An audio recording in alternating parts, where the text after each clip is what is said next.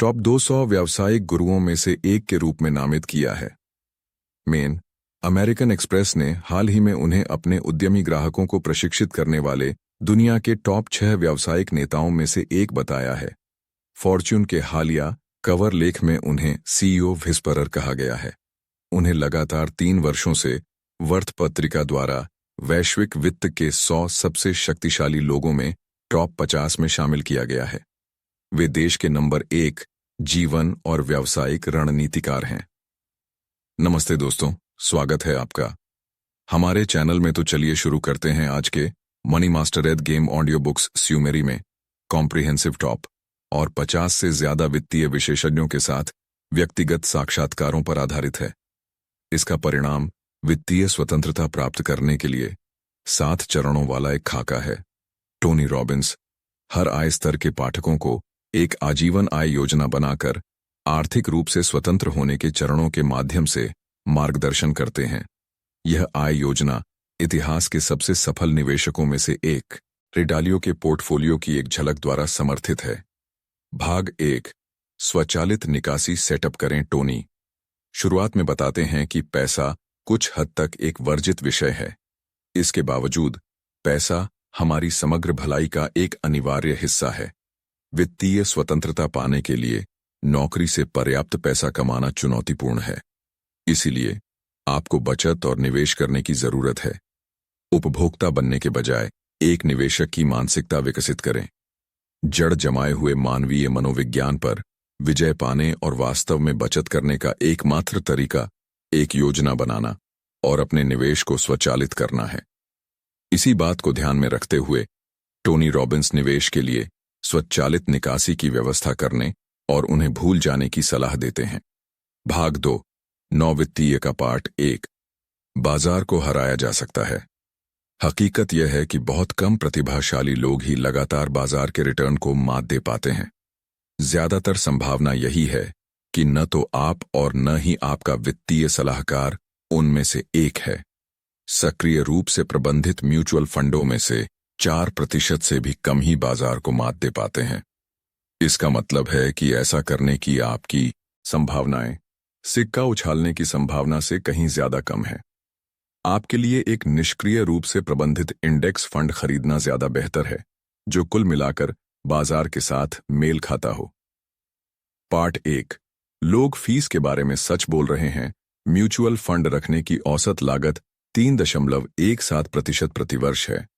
जब आप सभी छिपे हुए शुल्कों को शामिल करते हैं, व्यय अनुपात, लेन देन लागत, नकदी की कमी, अनदेखे कर आदि।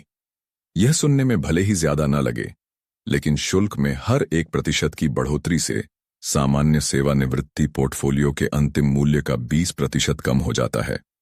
इसका नतीजा यह होता है कि आपकी ज्यादातर बचत किसी और की जेब में चली जाती है। फिर से लगभग 1% वाले इंडेक्स फंड में निवेश करने से आपके वित्तीय भंडार में बहुत बड़ा बदलाव आएगा। पार्ट 2, लोग फीस के बारे में सच बोल रहे हैं। म्यूचुअल फंड रखने की औसत लागत 3.17% प्रतिवर्ष है। जब आप सभी छिपे हुए शुल्कों को शामिल करते हैं, व्यय अनुपात, लेन देन लागत, नकदी की कमी, अनदेखे कर आदि। यह सुनने में भले ही ज्यादा न लगे, लेकिन शुल्क में हर 1% की बढ़ोतरी से सामान्य सेवानिवृत्ति पोर्टफोलियो के अंतिम मूल्य का 20% कम हो जाता है। इसका नतीजा यह होता है कि आपकी ज्यादातर बचत किसी और की जेब में चली जाती है। फिर से लगभग 1% शुल्क वाले इंडेक्स फंड में निवेश करने से आपके वित्तीय भंडार में बहुत बड़ा बदलाव आएगा। पार्ट 3, लोग रिटर्न के बारे में सच बोल रहे हैं। निवेश के बारे में एक बुनियादी सच्चाई यह है कि लाभ प्राप्त करने की तुलना में हानि से बचना कहीं अधिक महत्वपूर्ण है। रॉबिन्स एक उदाहरण देकर इस बात को समझाते हैं। अगर आपके पोर्टफोलियो में $100 हैं और पहले वर्ष में आपको 50% का नुकसान होता है, तो आपके पास $50 बचेंगे। अगर आपको दूसरे वर्ष में 50% का लाभ होता है, तो आपके पास केवल $35 बचेंगे। आपका औसत समय भारित रिटर्न 0%, 50% ऊपर, फिर 50% नीचे था। इस प्रकार आपका वास्तविक डॉलर भारित रिटर्न ऋणात्मक 25% था। म्यूचुअल फंडों के साथ एक और समस्या यह है कि वे इस अंतर का फायदा उठाकर अपनी प्रभावशीलता को बढ़ा चढ़ाकर आंकते हैं। खास तौर पर वे अपने वास्तविक रिटर्न के बजाय अपने समय भारित रिटर्न का उपयोग करते हैं। पार्ट 4, आपका ब्रोकर आपके पक्ष में है। ज्यादातर ब्रोकर पूरी तरह से समझदार और ईमानदार होते हैं, लेकिन उनमें से ज्यादातर शायद उन 3 मिथकों को भी नहीं समझते जिन पर हमने अभी चर्चा की है। ब्रोकर मॉडल भी प्रत्यायी कर्तव्यों का एक गंभीर टकराव है। आपके ब्रोकर की जिम्मेदारी आपके पैसे बढ़ाने की है और अपनी कंपनी के पैसे बढ़ाने की भी। समस्या यह है कि ये दोनों कर्तव्य एक दूसरे से अलग हैं। एक बेहतर विकल्प एक पंजीकृत निवेश सलाहकार RIA को चुनना है। ये सलाहकार म्यूचुअल फंड से कमीशन के बजाय आपसे वार्षिक शुल्क लेते हैं। RIA खोजने के लिए National Association of Personal Financial Advisors या स्ट्रॉन्गहोल्ड फाइनेंशियल की वेबसाइट पर जाए। पार्ट 5, आपका 401 के आपको सेवानिवृत्ति के लिए तैयार करेगा। 401 के एक असफल सामाजिक प्रयोग है जो केवल 30 वर्षों से ही चल रहा है। 80 और 90 के दशक की अनोखी तेजी की बाजार स्थितियों ने समाज को अंधा कर दिया था। समाज यह मानने लगा था कि 401 के प्रणाली लोगों को सेवानिवृत्ति के लिए प्रभावी रूप से तैयार कर रही है। हालांकि हाल के वित्तीय संकट के साथ यह और भी स्पष्ट हो गया कि यह प्रणाली विफल है। मिथक 1 से 3 में सूचीबद्ध कारक आपके सेवानिवृत्ति पोर्टफोलियो के विकास को गंभीर रूप से सीमित करते हैं और निकासी पर कर आपकी विकास क्षमता को और सीमित कर देते हैं। 401 के आपको सेवानिवृत्ति की आयु में होने वाले बदलावों से भी नहीं बचाता है। उम्मीद है आपने पहले ही पारंपरिक 401 के या IRA को छोड़कर रोथ को अपना लिया होगा। रोथ टैक्स संबंधी समस्याओं का समाधान कर सकता है। मिथक 1 से 3 में बताए गए कारकों से बचने के लिए आप 401 IRA की बजाय IRA का इस्तेमाल कर सकते हैं। IRA में योगदान की सीमा बहुत कम होती है। IRA आपको अपने नियोक्ता से समान योगदान का लाभ भी नहीं लेने देते। टोनी आपको ऑनलाइन शुल्क जांचकर्ता पर जाने की सलाह देते हैं, जो आपको दिखाएगा कि आप अपनी कंपनी के 401 के में कितना शुल्क दे रहे हैं। यह जांच पूरी करने के बाद परिणामों के साथ अपने नियोक्ता से संपर्क करें। 2012 में पारित एक नए कानून के अनुसार नियोक्ताओं के लिए कानूनी रूप से उचित शुल्क देना अनिवार्य है। उम्मीद है जानकारी का यह संयोजन आपके नियोक्ता को आपकी योजना में कम लागत वाले इंडेक्स फंड की पेशकश करने के लिए राजी करने के लिए पर्याप्त होगा। पार्ट 6, लक्ष्य तिथि फंड आपके निवेश को आवंटित करने का एक अच्छा तरीका है, चूंकि आम निवेशक विविधता लाने में कठिनाई महसूस करते हैं। इसलिए कई लोग टारगेट डेट फंड चुनते हैं, जहां उनके निवेश का मिश्रण उनकी उम्र के अनुसार बदलता रहता है। ये फंड आपको तब ज्यादा रिटर्न देते हैं जब आप युवा होते हैं और ज्यादा जोखिम उठा सकते हैं। जब आप सेवानिवृत्ति के करीब पहुंचते हैं, तब यह फंड आपकी पूंजी को सुरक्षित रखता है। यह बदलाव आमतौर पर शेयरों से हटकर बॉन्ड की ओर बढ़ने से पहचाना जाता है। हालांकि टारगेट डेट फंड एक मददगार विचार हैं, लेकिन सिद्धांत रूप में इन योजनाओं को बनाने वाले विशेषज्ञ 2 गंभीर रूप से गलत धारणाओं के तहत काम करते हैं। सबसे पहले वे मानते हैं कि बॉन्ड शेयरों से ज्यादा सुरक्षित हैं। दूसरे, वे मानते हैं कि बॉन्ड और शेयर विपरीत दिशाओं में चलते हैं। टोनी रॉबिन्स इस किताब में आगे बताते हैं कि ये दोनों धारणाएं आमतौर पर गलत क्यों हैं। पार्ट 7, वार्षिकियां बुरी हैं। पारंपरिक ज्ञान आपको यही बताएगा कि एक निवेश वर्ग के रूप में वार्षिकियां अत्यधिक महंगी और एक खराब निवेश हैं। हालांकि यह सच है, मुख्यतः उच्च शुल्क के कारण, लेकिन इस पूरे निवेश वर्ग को एक ही नजर से देखना नासमझी होगी। कम से कम एक प्रकार की वार्षिकी, कर मुक्त निश्चित अनुक्रमित वार्षिकी, एक अमूल्य निवेश उपकरण है। पार्ट 8, बड़ा लाभ पाने के लिए आपको बड़ा जोखिम उठाना होगा। निवेश के सबसे महत्वपूर्ण नियमों में से एक है ज्यादा कमाने की संभावना के लिए थोड़ा जोखिम उठाना। किसी व्यक्ति के लिए ऐसा करने के कुछ आसान तरीके हैं: structured notes, market linked CD और फिक्स्ड इंडेक्स्ड एन्युइटी। ये सभी तरीके न केवल आपके निवेशित मूलधन की रक्षा करते हैं, बल्कि अगर बाजार सही दिशा में चलता है तो आपको ऊपर की ओर बढ़ने की संभावना भी प्रदान करते हैं। पाठ 9।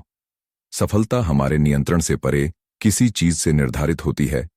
टोनी रॉबिन्स का मानना है कि हमारी वित्तीय सफलता पर हमारा नियंत्रण है। यह विश्वास वित्तीय मनोविज्ञान में उनकी रुचि से पुष्ट होता है।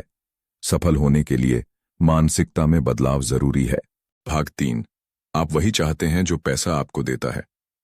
टोनी रॉबिन्स बताते हैं कि असल में कोई भी पैसा नहीं चाहता, बल्कि हम सभी वही चाहते हैं जो पैसा दे सकता है।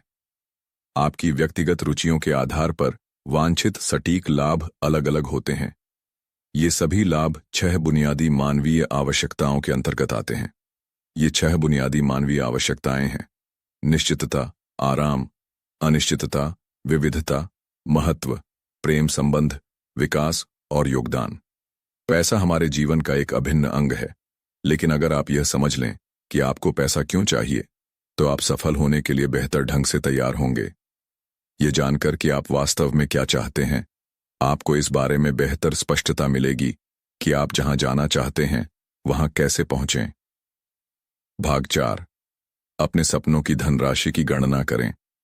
एक बार जब आप जान जाते हैं कि आप कहां जाना चाहते हैं, तो आप एक सटीक संख्या की गणना कर सकते हैं। यह संख्या संभवतः आपकी अपेक्षा से कम निकलेगी। एक अतार्किक लक्ष्य के साथ भी आप अक्सर अपनी जरूरत के एक अंश में ही अपनी मनचाही चीज पा सकते हैं। पैसे से ज्यादा पैसे से आप क्या चाहते हैं, यह परिभाषित करें और आप महसूस करेंगे कि आपके अपने लक्ष्य आपकी अपेक्षा से कहीं ज्यादा प्राप्त करने योग्य हैं। पैसे से आप क्या चाहते हैं, इसे और भी बेहतर ढंग से परिभाषित करने के लिए टोनी 5 लक्ष्यों की एक श्रृंखला बनाने और उनकी गणना करने का सुझाव देते हैं। वित्तीय सफलता के विभिन्न स्तरों को लक्ष्य बनाकर आपके लक्ष्य काफी हद तक प्राप्त करने योग्य और प्रेरक बन जाएंगे। भाग 5। वित्तीय सफलता के लिए 5 लक्ष्य। पार्ट 1। जोखिम लेने की क्षमता।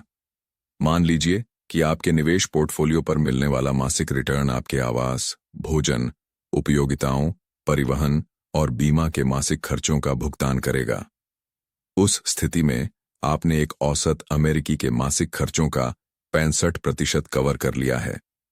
अगर आप इस लक्ष्य को हासिल कर लेते हैं, तो आप उस उच्च वेतन वाली नौकरी के बजाय अपनी पसंद की नौकरी चुन सकते हैं जिससे आप नफरत करते हैं। आप उन जोखिमों को उठा सकते हैं जिनके लिए पहले आपके पास बैंक में पर्याप्त पैसा नहीं था, ताकि आप उन्हें लेने में सुरक्षित महसूस कर सकें। पार्ट 2। फिर कभी काम न करने के आधे रास्ते पर पहुंचना। मान लीजिए कि आप अपने मासिक कपड़ों, मनोरंजन और छोटी मोटी विलासिता, जो भी आपको खुशी देता है, के आधे खर्च के लिए भी पर्याप्त बचत कर लेते हैं। उस स्थिति में आप उस आधे रास्ते पर पहुंच गए हैं जहां आपको सचमुच फिर कभी काम करने की जरूरत नहीं पड़ेगी। पार्ट 3। दोबारा कभी काम न करना पड़े। अपने जीवन यापन के बाकी आवश्यक खर्चों को इसमें जोड़ लें, तो आपके पास इतना पैसा होगा कि आपको फिर कभी काम नहीं करना पड़ेगा।